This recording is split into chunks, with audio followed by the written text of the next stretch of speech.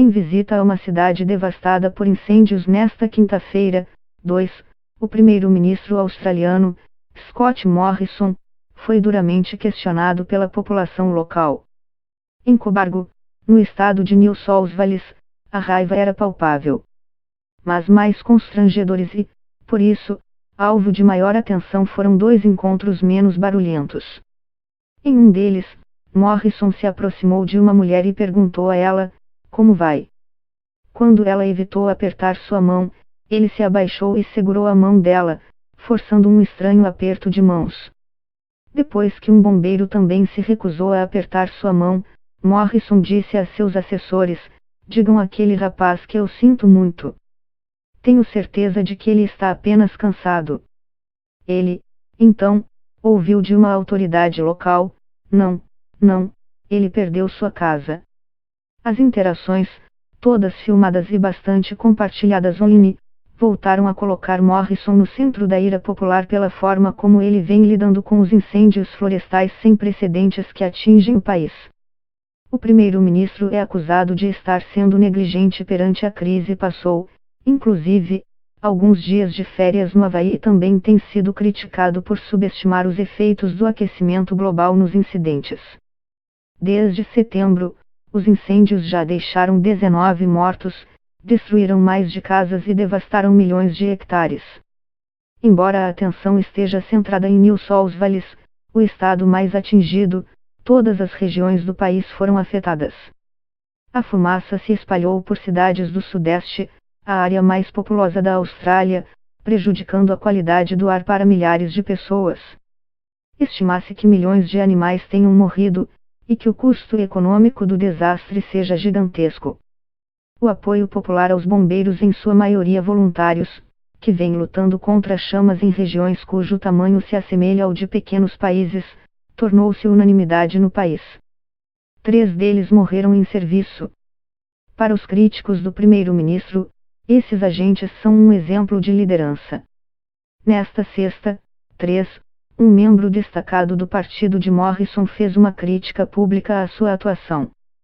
As únicas 2 pessoas que estão oferecendo alguma liderança neste momento são Shane Fitzsimmons e a governadora de New South Wales Gladys Berejiklian, disse Andrew Constance, secretário estadual dos transportes. No início da crise, as críticas se centravam na relutância de Morrison em debater como a mudança climática está piorando os incêndios florestais, uma conexão admitida pelo Serviço de Meteorologia da Austrália.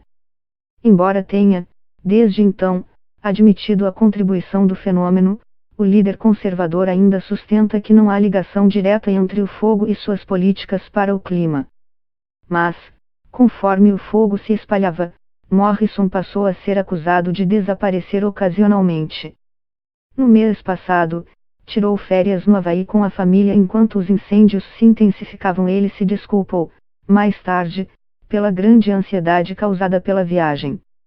Ao falar em um evento de cricket no dia do Ano Novo, Morrison foi considerado insensível ao dizer que os australianos se reuniriam em torno de suas TVS para serem inspirados pelos grandes feitos de nossos atletas.